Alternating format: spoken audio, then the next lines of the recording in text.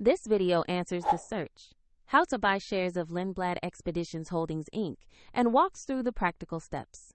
Lindblad operates small ship expedition cruises and is listed on NASDAQ under the ticker LIND. This is an educational walkthrough, not investment advice.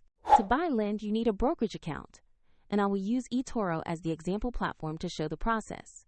After signing up, you will be required to verify your account, usually with an identity document, and you will need to add funds before placing trades. Inside the platform, use the search bar and type the ticker LIND to find Lindblad Expeditions Holdings Inc. Make sure you select the listing that matches the NASDAQ LIND ticker. On the asset page, you can read a brief company profile and view the price chart to confirm this is the correct stock. Verify the company name, exchange, and ticker before proceeding.